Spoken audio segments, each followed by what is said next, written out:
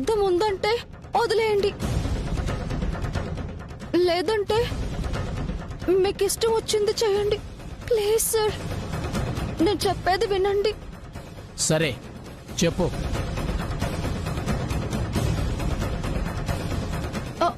ఆ రోజు రాత్రి మా ఫ్రెండ్ మ్యారేజ్ కి వెళ్ళి క్యాబ్ లో వస్తున్నాను సార్. ఆ డ్రైవర్ నాతో రాంగ్ గా బిహేవ్ చేశాడు. వాడి నుంచి తప్పించుకుని పరిగెత్తుకుని వస్తుంటే ఇంతలో మీ కారుకి అడ్డం పడ్డాను, అంతే. ఆ తొందరలో మీరు అలాంటి వారేమో అనిపించింది, అందుకే అలా ప్రవర్తించాను. అంతేకాని మీరేమైనా నా శత్రువా? మీ మీద నాకేమైనా పగుందా చెప్పండి.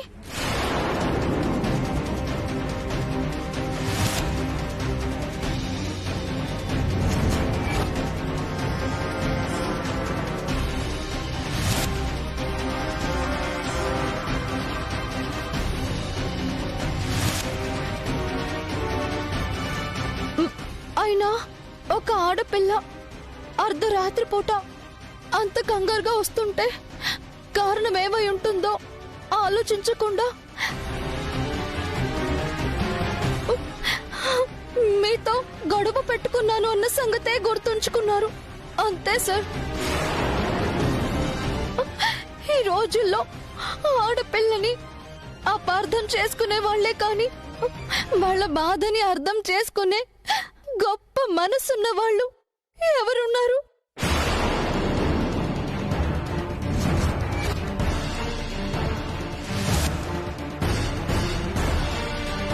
నేనున్నానమ్మా, నేనున్నాను. నిజంగా నువ్వు ఆ పరిస్థితిలో ఉన్నావని నాకు తెలీదు. తెలుసుంటే నిన్ను అల్లర పెట్టిన వాడి తాట తీసుండేవాడిని.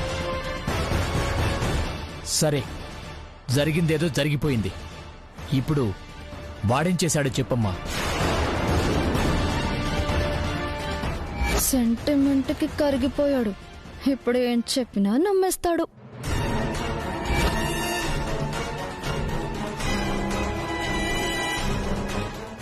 నా ఫోటోలు నెట్లో నుంచి డౌన్లోడ్ చేసి మార్పింగ్ చేసి టార్చర్ చేశాడు సార్. అంత పని చేశాడా? అవును సార్. ఆ ఫోటోలు బయటపడితే పరువు పోతుందని డబ్బులు లేకపోయినా నగలిచ్చి ఫోటోలు తెచ్చుకుందామని వెళ్ళాను. కానీ ఆ ఫోటోలు ఇవ్వకపోగా నన్ను బలాత్కారం చేయబోయాడు. అవునా? అవును సార్.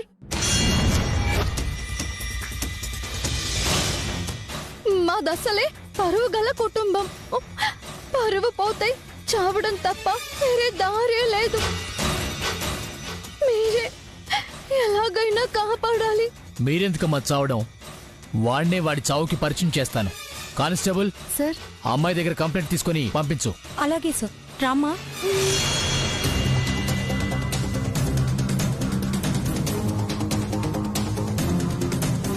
ఈ అమ్మాయి దశరథ రామయ్య గారి కోడలు కదా, స్టేషన్కి ఎందుకు వచ్చింది?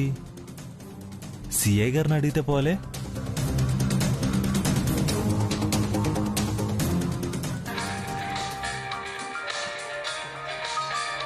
Sir sir sir. ఏయ్ ఆగు. దశరథ రామయ్య గారు కాల్ చేస్తున్నారు. నమస్కారం దశరథ రామయ్య గారు. నమస్కారం సిఐ గారు. మా దేవాంశ్ని ఎవరో కిడ్నాప్ చేశారు. వాట్? దేవాంశ్ని కిడ్నాప్ చేశారా? ఎవరు? ఎవరో తెలీదు. నిన్న గుడికి వెళ్తుంటే దారిలో కిడ్నాప్ చేశారంట. నిన్న కిడ్నాప్ చేస్తే ఇప్పటి వరకు ఎందుకు చెప్పలేదు? మాకు ఈరోజే తెలిసింది. అక్కడ పోలీస్ స్టేషన్లో కంప్లైంట్ ఇచ్చాం. మనుషుల్ని పంపించి చుట్టుపక్కల ఓడల్లో కూడా ఎంక్వైరీ చేశాం. కానీ ఏం లాభం లేదు. అందుకే మీకు ఫోన్ చేస్తున్నాను. వాళ్ళెవరో, ఎందుకు నా కొడుకుని కిడ్నాప్ చేశారో ఏమీ తెలియడం లేదు.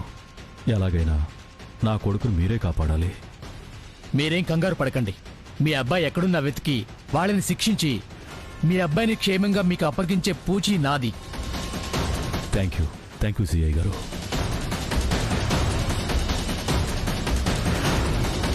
కానిస్టేబుల్ సార్, బండిది.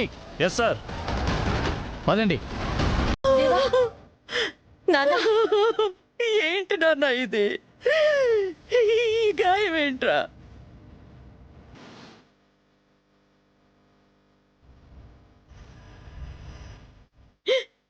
దేవాంశ్, ఎలా ఉన్నావు నాన్న? నీకేం కాలేదు కదా? బాగానే ఉందమ్మా.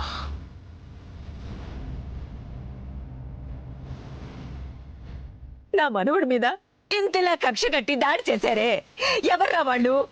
వాళ్ళకి ఏం అన్యాయం చేశావు? నా ఉసురు తగిలి నాశనం అయిపోతారు.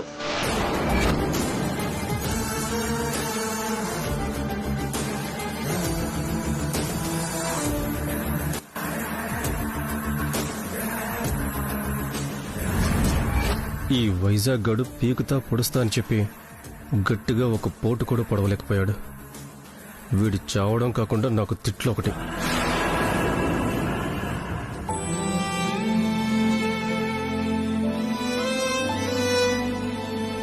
ఏం జరిగింది నాన్న? ఎవరు వాళ్ళు? ఎందుకు నీ మీద దాడి చేశారు? తెలీదు నాన్న. ఎవరో ఏంటో చెప్పలేదు, కానీ నన్ను చంపేయాలనుకున్నారు నాన్న.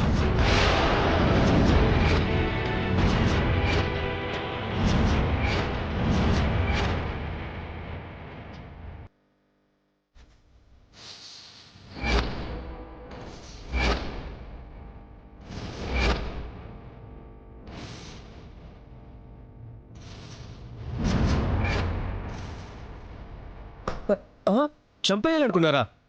మన మీద అంత పగ ఎవరికుంది పెదనాన్న?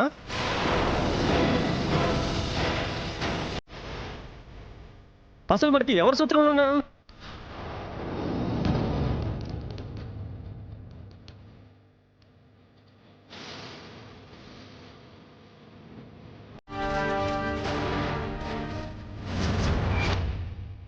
ఇంత ఓవర్ యాక్షన్ చేస్తున్నాడంటే ఇది ఖచ్చితంగా వీడి పని అయి ఉంటుంది.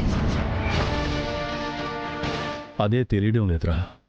మన వల్ల మేలు పొందిన వారే గాని మనం ఎవరికీ కీడు చేసింది లేదు.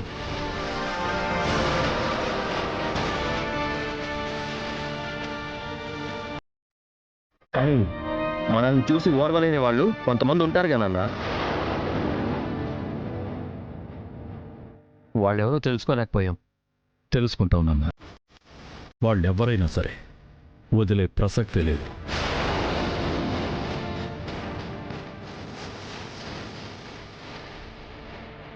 నువ్వెంత పెద్ద ఆపద నుంచి బయటపడ్డావు చూడు. మా అదృష్టం నాన్న. నిజంగా అదృష్టవంతులే దశరథ రామయ్య గారు. ఆ కత్తిపుడి చూసారా? కొంచెం ఆ పక్కకి పొడుచుకొని ఉంటే 10 నిమిషాలు ప్రాణాలు పోయి ఉండేవి. బ్రెంట్కి వస్తూ తప్పిపోయింది.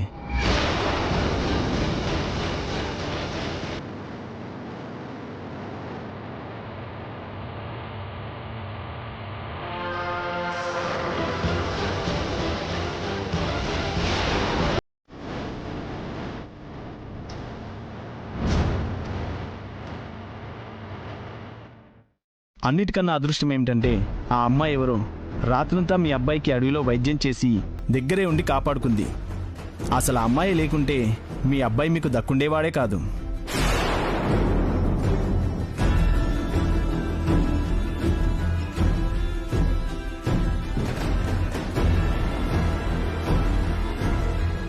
అమ్మాయా? ఎవరా అమ్మాయి? దేవత.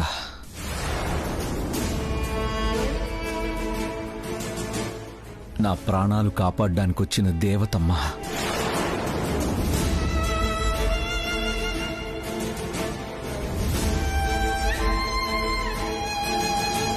అంటే మన ప్రాణాలు కాపాడిన వాళ్ళు దేవతతోనే సమానం కదమ్మా. అది సరే మరుది గారు, ఇంతకీ ఆ అమ్మాయి ఎవరు? వైదేహి.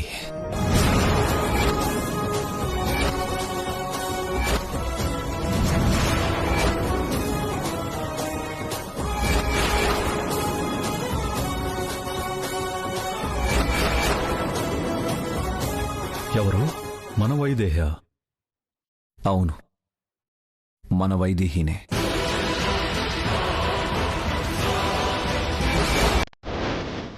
తనే నన్ను కాపాడింది.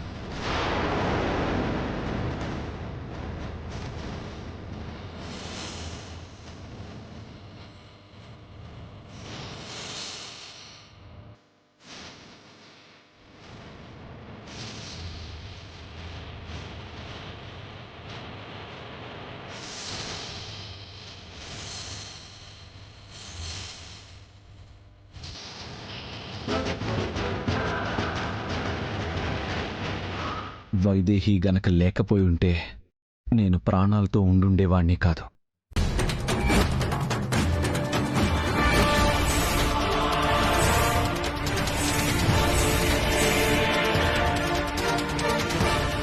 అంటే ఇది అడుగు తినదని పన కొంపు ముంచొకదే.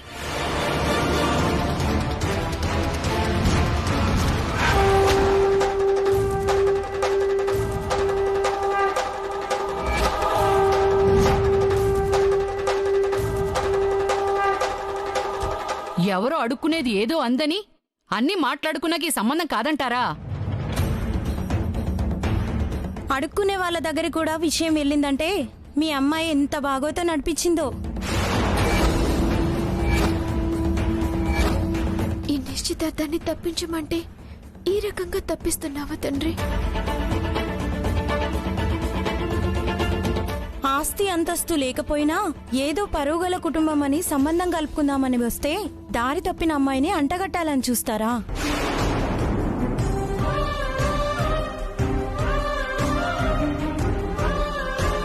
అబ్బో, చూడ్డానికి ఎంత అమాయకంగా ఉందో. ఈ అమాయకత్వం చూసే కట్నం ఊసు కూడా ఎత్తకుండా ఖాయం చేసుకున్నాం. కానీ ఇంత తిరిగిపోతనుకోలేదు.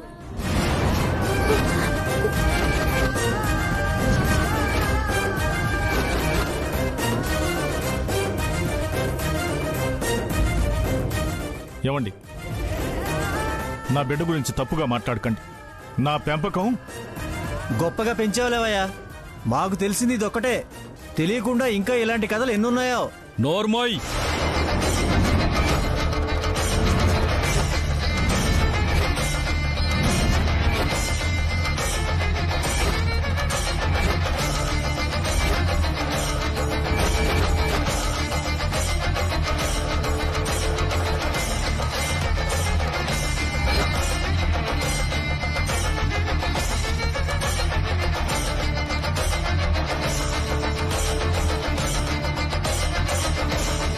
ఆ అమ్మాయి గురించి గాని మా బావగారి పెంపకం గురించి గాని ఒక్క మాట తప్పుగా మాట్లాడినా నాలుక చీరేస్తాను.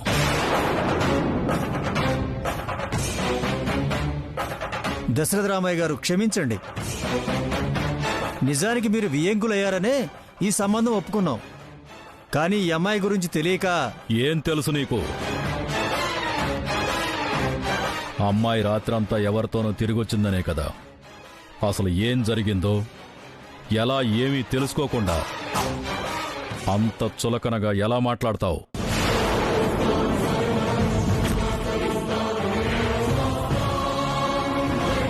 అవును, వైదేహి రాత్రి ఇంట్లో లేదు. నా బిడ్డ ప్రాణాపాయ స్థితిలో ఉంటే వాడికి తోడుగా ఉండి ప్రాణాలు నిలబెట్టింది. తన ప్రాణాలు పణంగా పెట్టి నా బిడ్డను కాపాడిందయ్యా.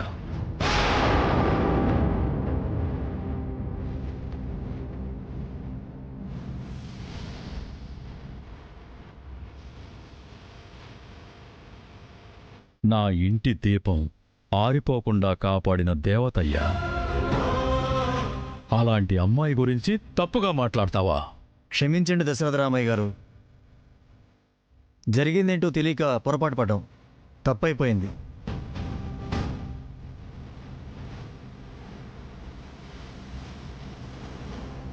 బావగారు, క్షమించండి. మళ్ళీ ఇలాంటి తప్పు జరగదు. ముహూర్తానికి టైం అయిపోతుంది. దశరథ రామయ్య గారు కూడా ఇక్కడే ఉన్నారు. ఆయన చేతుల మీదుగా నిశ్చితార్థం జరిపిద్దాం. అవసరం లేదు.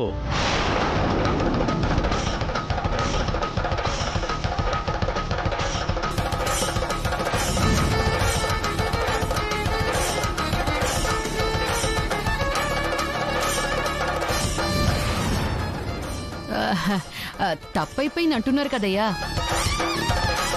మనుషులన్నాక తప్పులు చేయకుండా ఉంటారా? మంచి సంబంధం. మంచి సంబంధం కాదమ్మా.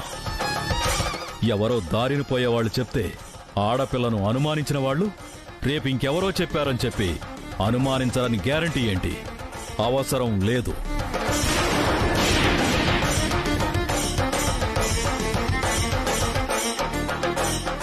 ఇంకా చూస్తున్నారేంటి? వెళ్ళండి. ఆగండి. ఆ చీరపళ్ళను తీసుకెళ్ళిపోండి.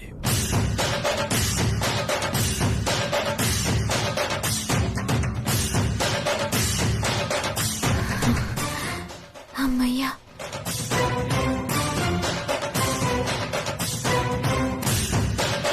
పిలిచిన పట్టించుకుని మనిషి ఎవరో పిలవకుండానే అలా పరిగెడుతున్నారేంటి? ఏమండి?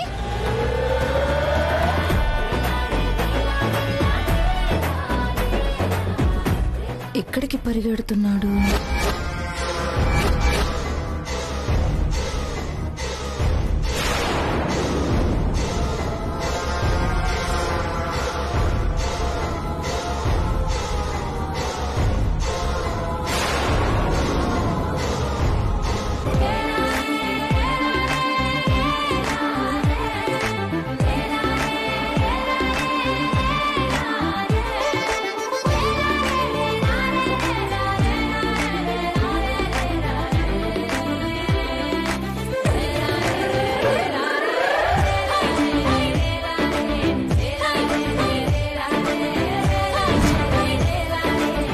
దేవా, దేవా,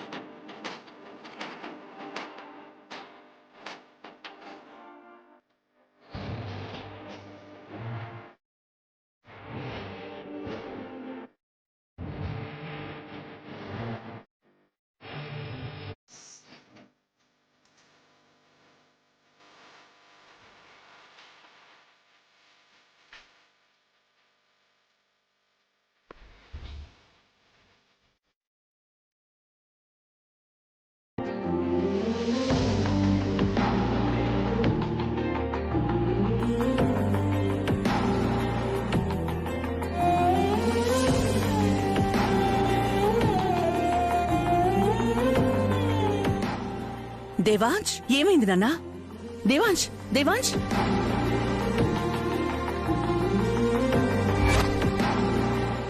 ఏమైందిరా నీకు? కదలకుండా పడుకోమంటే ఈ ఉరుకులేంటి, పరుగులేంటి?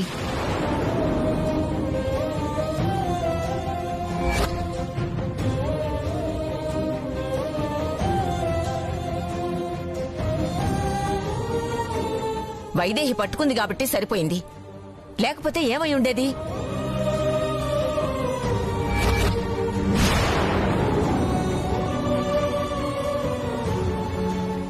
మళ్ళీ నా మనవణ్ణి కాపాడేవమ్మా.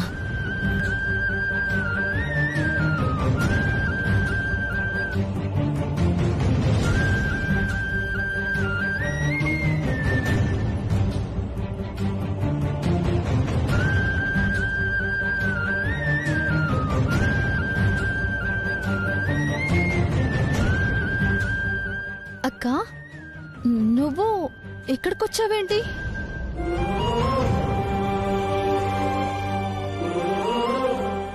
ఏమైనా పనుండి నాన్న పంపించారా? లేదమ్మా, నేనే తీసుకొచ్చాను.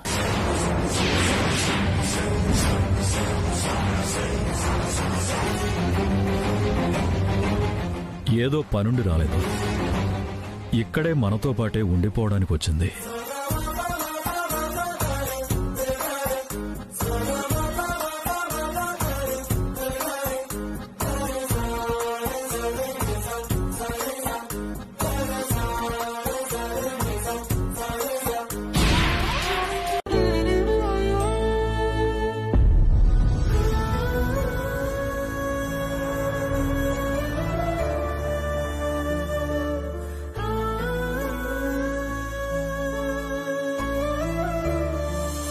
సంబంధం కోసం మీ ఇంటికొచ్చినప్పుడు నిన్ను చూసి నా మనవడు ప్రేమించింది నిన్నే అనుకున్నా.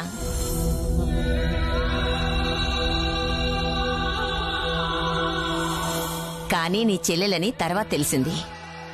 అప్పుడు నా అంచనా గనక నిజమై ఉంటే ఈ ఇంటి కోడలయ్యి ఉండేదానివి కదా.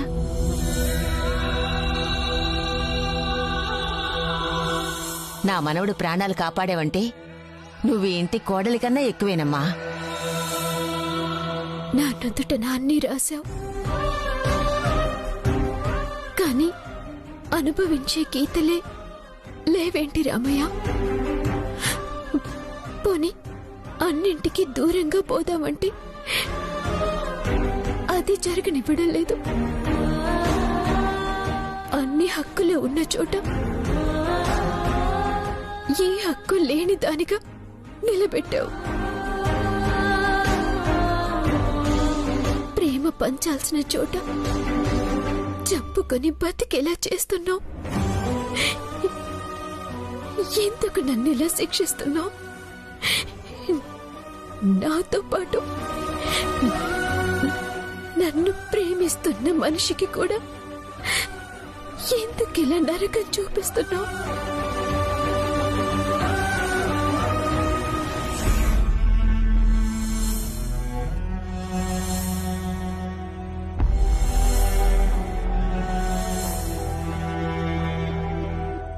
వెంటనే వైదేహికి ఒక మంచి సంబంధం చూడాలి కౌసల్య.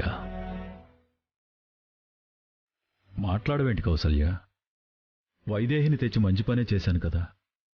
ఒక ఆడపిల్లకి జీవితాన్ని ఇవ్వడానికి మించి రుణం తీర్చుకోవడానికి ఏముంటుంది చెప్పు? మంచిదేనండి, కానీ నేను మన అబ్బాయి జీవితం గురించి ఆలోచిస్తున్నాను. ఇదంతా ఎవరు చేశారో, ఎందుకు చేశారో తెలియదు కౌసల్య. మన అదృష్టమో, మనం చేసుకున్న పుణ్యమో మన అబ్బాయి క్షేమంగా తిరిగొచ్చాడు. కానీ ఇదంతా ఎవరు చేశారో తెలుసుకుని వాళ్ళని శిక్షించేదాకా వదలను.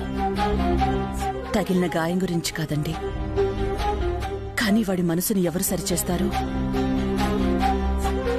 పెళ్ళైనప్పటి నుంచి వాడు సరిగ్గా లేడు, భార్యతో సంతోషంగా లేడు.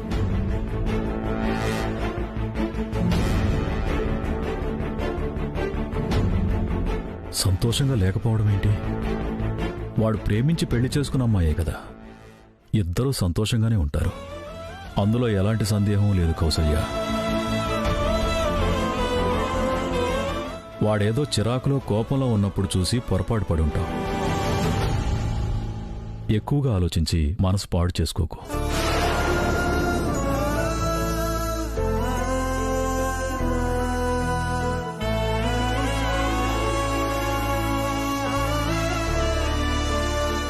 అసలు వాడి మనసుని ఎలా మార్చాలి? అసలు ఆ అమ్మాయి ఎవరు?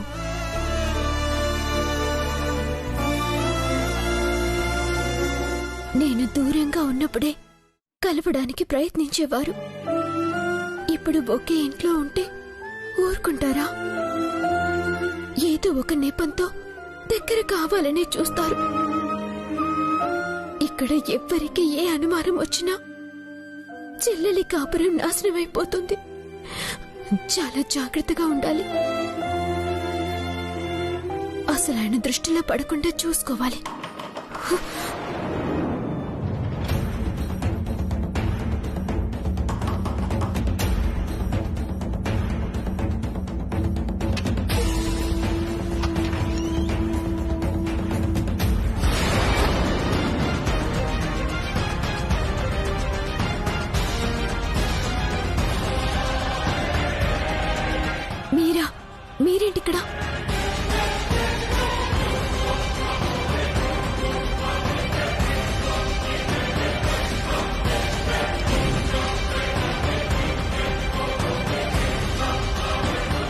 తెలుసు మీరిలా వస్తారని. ఇదేం అడవి కాదు, ఎవరూ లేరనుకోవడానికి. ఎవరైనా చూస్తే సమస్యలొస్తాయి. వెళ్ళిపోండి.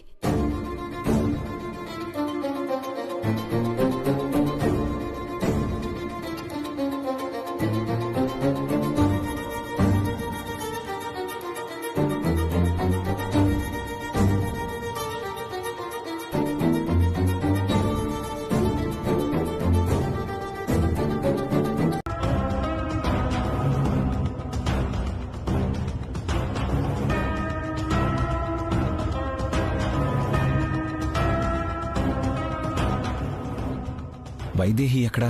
సాయంత్రం నుంచి కనిపించట్లేదు.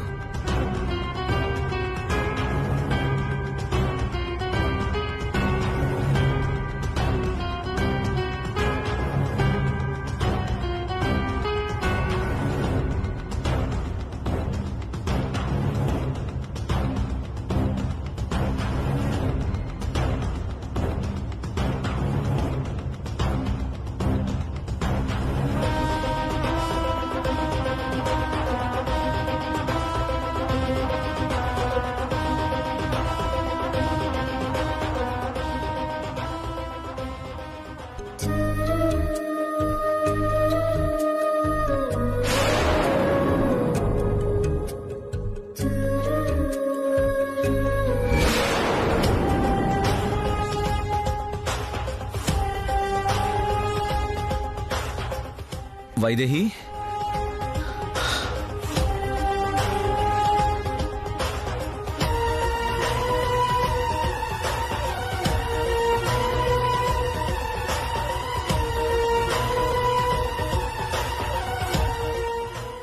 వైదేహి,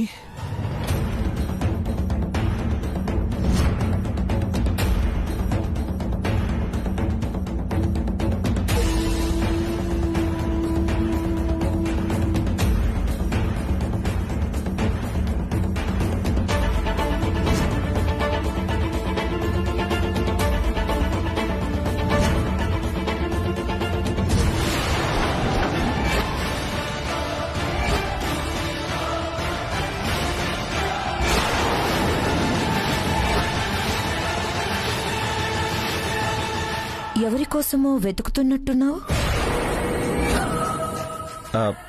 అదేం లేదు, వాటర్ కావాలి.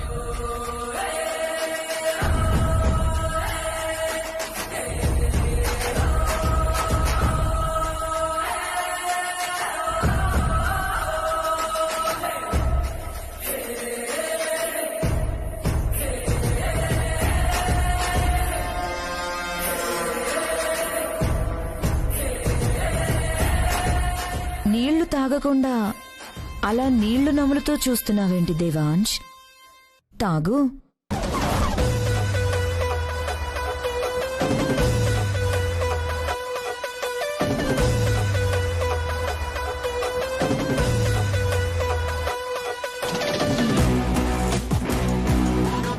అయినా డాక్టర్ ఎటూ కదలకుండా విశ్రాంతి తీసుకోమన్నారు కదా, కానీ నువ్వేమో అటూ ఇటూ పరిగెడతావు, దేనికోసమో వెతుకుతావు.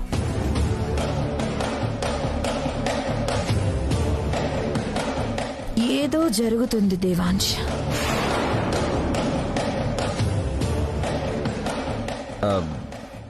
ఏం లేదు వదినా. ఏమీ లేకపోతే ఈ ఉరుకులెందుకు, పరుగులెందుకు?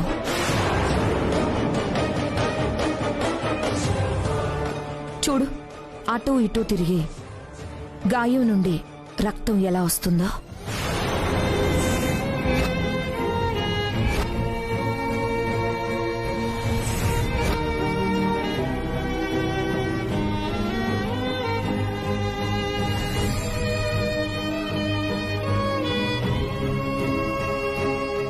అది కూడా పట్టించుకోకుండా తిరుగుతున్నావంటే ఏదో ఉన్నట్టే కదా. ఏం లేదు, డ్రెస్సింగ్ మార్చలేదు కదా, దాని మరక అయి ఉంటుందిలే.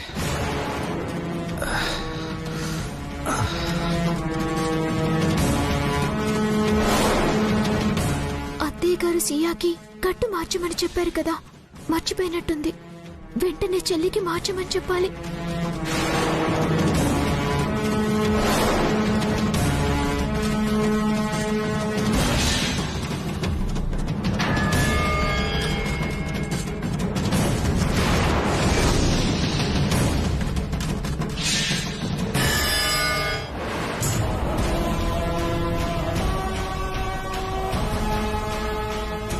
దేవాంశ్ ఎవరి కోసం వెతుకుతున్నాడు? కొంపతీసి ఆ వైదేహి కోసం కాదు కదా?